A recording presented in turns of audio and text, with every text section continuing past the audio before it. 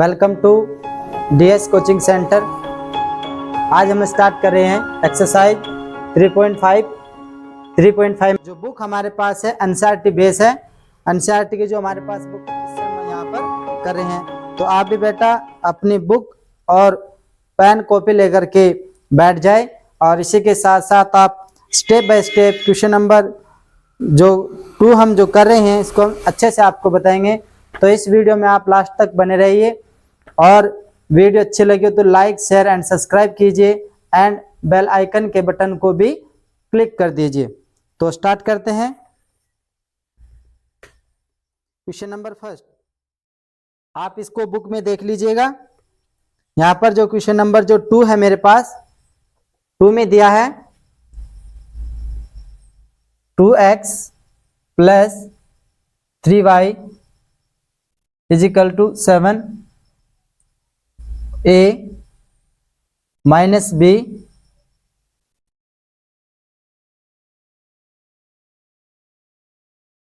x plus a plus b y is equal to 3a plus b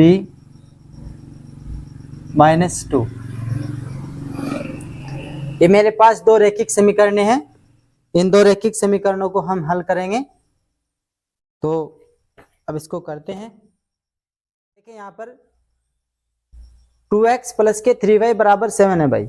यहाँ पर a minus B X, a और b यहाँ पर x का गुणांक है, यहाँ पर y का गुणांक है a प्लस b और ये हमारे पास अचर पद है जिसको हम कांस्टेंट ओके। 2x के यहाँ पर गुणांक है मेरे पास 2 और y का गुणांक है यहाँ पर मेरे पास 3 और ये हमारे पास 7 है। ये कौन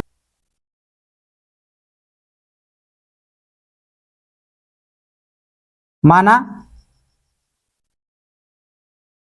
a1x plus b1y plus c बराबर 0 से ये इक्वेशन फर्स्ट क्या लेते हैं, ये इक्वेशन मेरे पास सेकंड है। ठीक है, ax plus B y plus C, ax 1 है बी वाई 1 है प्लस सी से समीकरण 1 की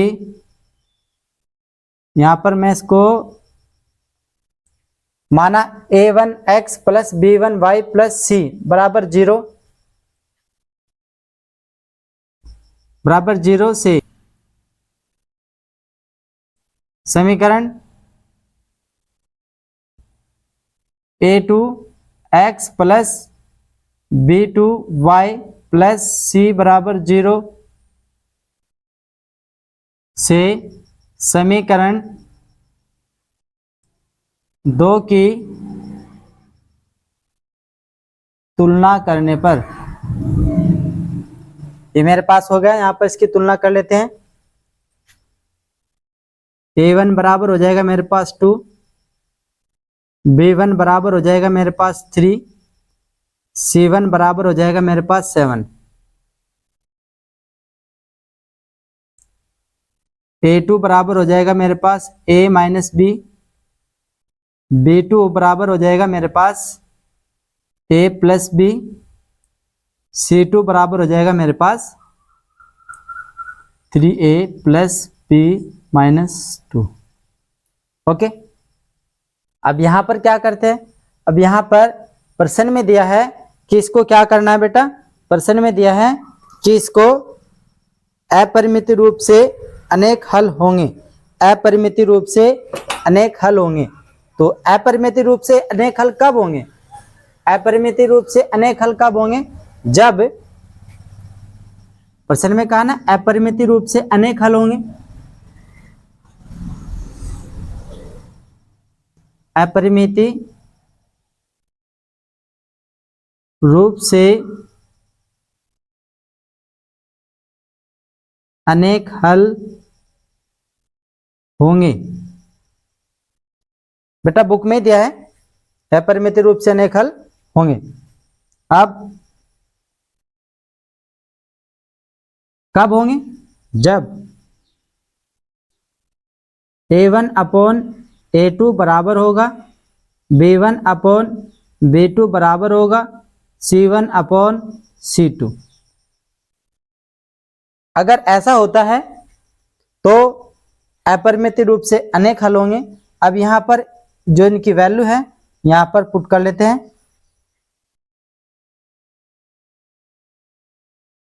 मेरे पास होगा यहाँ पर A1 बराबर 2, A2 हो जाएगा मेरे पास A माइनस बी बराबर B1 मेरे पास है 3 अपॉन B2 मेरे पास है A प्लस बी। ओके, अब C1 मेरे पास है बराबर है C1 मेरे पास 7 है और C2 मेरे पास 3A प्लस B माइनस 2 ये मेरे पास है। प्रॉपर रूप से आप इसी प्रकार से बोर्ड में भी करेंगे, आपको अच्छे नंबर मिलेंगे और एग्जामिनर भी देख करके यहाँ पर खुश हो जाएगा कि स्टेप बाय स्टेप बच्चे ने किया है। अब इसको मैं ये दोनों साइड ले लेता हूं। प्रथम और द्वितीय पद लेने पर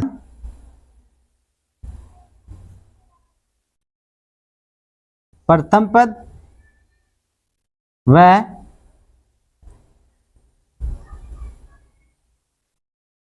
दूसरा पद लेने पर, ये जो प्रथम पद है दूसरा पद है यहां पर इसको ले लेते हैं। ये हो जाएगा मेरे पास 2A माइनस बी इक्वल है 3 अपॉन A प्लस बी। इसकी मल्टीप्लाई यहाँ कर देते हैं 2A प्लस बी बराबर 3A minus B. 2A plus 2B 3A minus 3B। यहाँ पर आ जाएगा A plus 2B minus 3A plus 3B is equal to 0। 2A minus 3A तो A बचता है plus 2AB 3B 5B is equal to 0। इसको मैं A माइनस 5B बराबर 0 रख सकता हूँ माइनस कॉमन लेकर के। ठीक, अब ये दोनों लिए हैं। अब दूसरा व तीसरा पद लेने पर तो लेते हैं। तीसरा पद ये है मेरे पास, ये और ये लेते हैं 3 upon A plus B equal है 7 upon 3A plus B minus 2। देखिए यहाँ पर ये माइनस माइनस है, माइनस से माइनस कट हो गया। ओके, तो इसकी मल्टीप्लाई यहाँ करते हैं 3A plus B minus 2 7A plus B, ये हमारे पास हो गया। B2 की वैल्यू यहाँ पर 3 है, 3 तिया 9 9A प्लस 3B माइनस 6 3 दूनी 6 बराबर 7A प्लस 7B तो 9A plus 3B minus 6 minus के 7A माइनस के 7B is equal to 0। 9A 7A 2A 3B 7B 4B। Okay, यहाँ माइनस की 7b, 7 में से 3 गए, हमारे पास 4 बचता है। और माइनस के 6 इज इक्वल टू 0, 6 यहाँ पर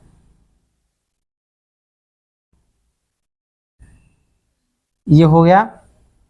2 कॉमन ले लेते हैं, a minus 2b is equal to 6, a minus 2b equal यहाँ पर 3। ये हमारे पास इक्वेशन फर्स्ट, इक्वेशन थर्ड और इक्वेशन फोर्थ, ये मेरे पास इक्वेशन आई है, आप इसको नोट कर लीजिए।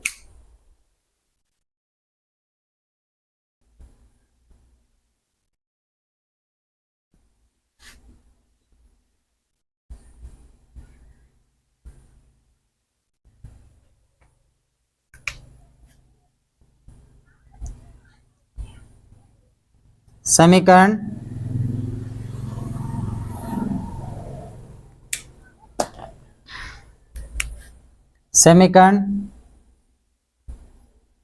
थर्ड व फोर्थ से क्या करना है? थर्ड व फोर्थ से हमें इसको घटा देना है। a minus 5b is equal to 0, equation मेरे पास है थर्ड।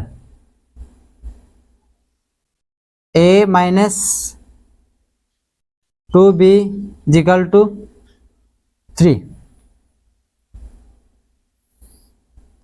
घटा देते हैं, प्लस हो जाएगा, ये माइनस हो जाएगा, ये कट जाएंगे दोनों, ये प्लस है ये माइनस है, तो कितना बचेगा?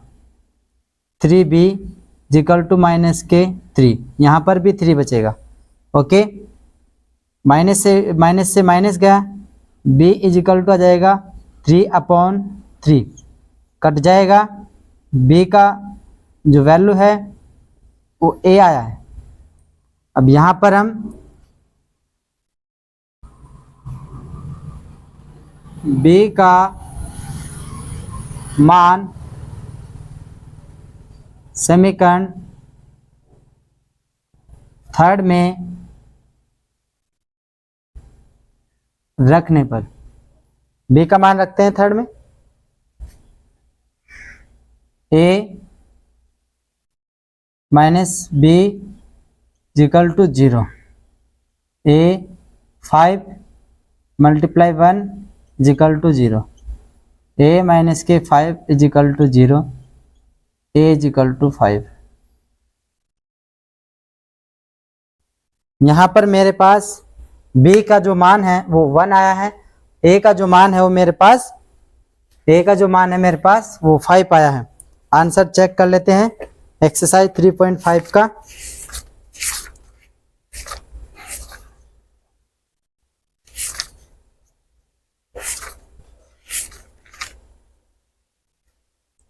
a बराबर 5 है, b बराबर 1 है, करेक्ट आंसर है बेटा, हमारे पास करेक्ट आंसर है।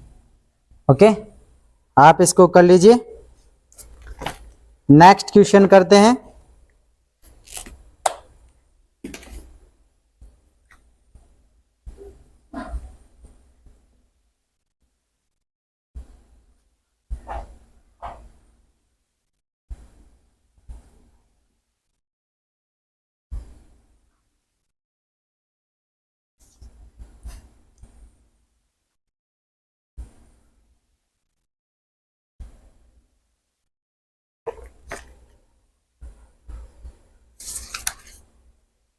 इसी का ही क्वेश्चन नंबर जो सेकंड है वो कह रहा है के के किस मान के लिए निम्नलिखित समीकरणों के युग्म का कोई हल नहीं है,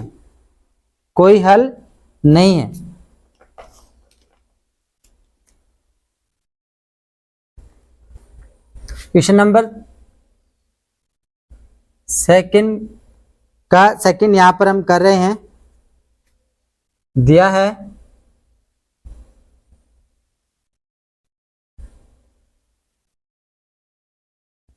3x प्लस वाई बराबर 1,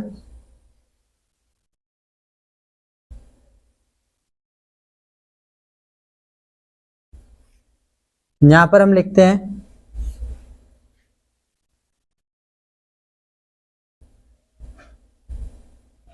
दिया है 3x प्लस वाई बराबर 1, 2k minus 1 x plus k plus 1 y बराबर आपका 2k प्लस 1। ये हमें दिया है और कह रहा है कि युग्म का कोई हल नहीं है। कह रहा है युग्म का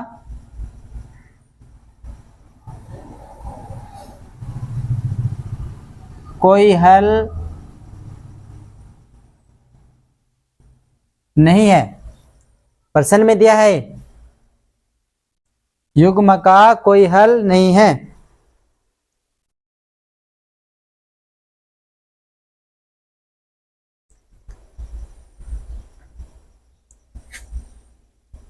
सॉल्व करते हैं इसको। माना ये क्वेश्चन मेरे पास फर्स्ट है, ये क्वेश्चन मेरे पास सेकंड है। माना समीकरण 1 की तुलना a1x plus b1y plus c1 बराबर 0 से तथा समीकरण 2 की तुलना a2x plus b2y plus c2 बराबर 0 से करने पर। तो करते हैं बेटा। a1x plus b1y plus c1 बराबर 0, a2x plus b2y plus c2 बराबर 0। ये मेरे पास दो इक्वेशन है, इसकी तुलना हम कर रहे हैं। a1 बराबर मेरे पास कितना है 3 है, a2 बराबर मेरे पास है 2k प्लस 2k माइनस के 1 है, और नहीं a1 बराबर 3 है, b1 बराबर मेरे पास 1 है और c1 बराबर मेरे पास 1 है। a2 बराबर मेरे पास 2k माइनस 1 है, b2 बराबर मेरे पास है k माइनस 1, c2 बराबर मेरे पास है 2k प्लस 1। ये मेरे पास है। ठीक, यहां पर हम इसको करें। इसने क्या, युग्म का कोई हल नहीं होगा। रैखिक समीकरण में युग्म का कोई हल नहीं होगा। लिखते हैं चूंकि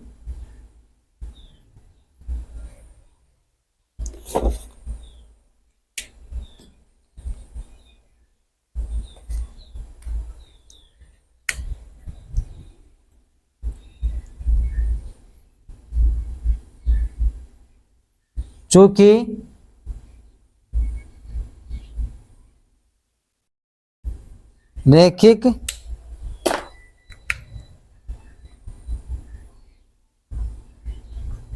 रैखिक समीकरण में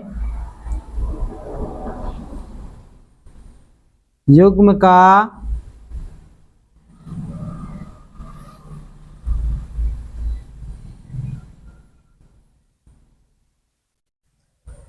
का कोई हल नहीं होगा। ये कहा ना, तो कब नहीं होगा, जब यहाँ पर A1 अपॉन A2 इक्वल है B1 upon B2 equal not C1 upon C2 होगा। नोट कर लीजिएगा इसको, ये जब होता है जब A1 upon A2 B1 upon B2 equal not C1 upon C2 होगा, तब कोई हल नहीं होने का। तो अब यहाँ पर इसको हम कर लेते हैं, यहाँ पर इनकी जो वैल्यू है वो पुट कर लेते हैं।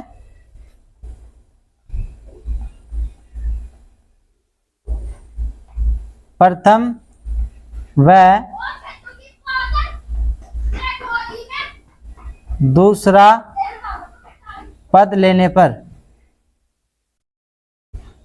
प्रथम व दूसरा पद ये दोनों लेते हैं, A1 अपॉन A2 इक्वल है B1 अपॉन B2। यहाँ पर वैल्यू पुट कर देते हैं,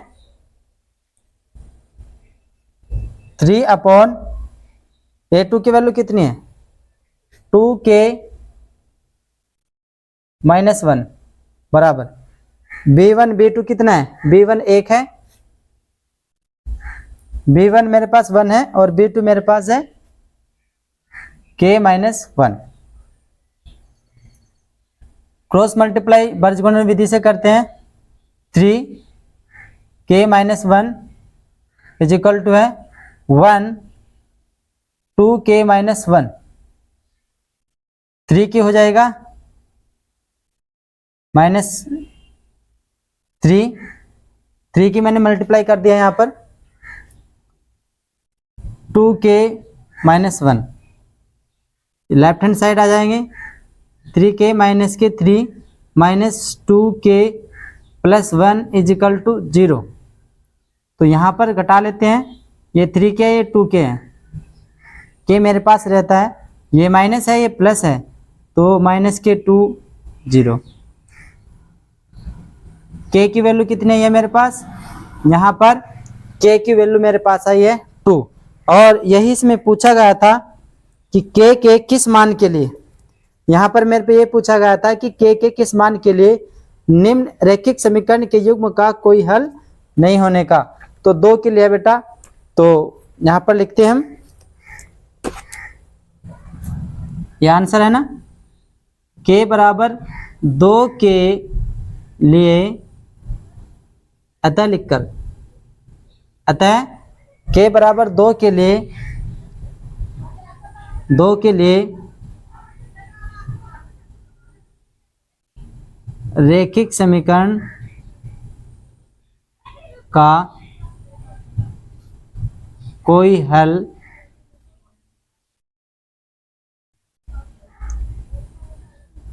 नहीं है। ओके, यहाँ पर हमारे पास ये हो गया है। आशा करता हूँ वीडियो आपको अच्छी लगी होगी, तो वीडियो को लाइक शेयर एंड सब्सक्राइब कर दीजिएगा एंड बेल आइकन के बटन को भी क्लिक कर दीजिएगा। Thank you very much.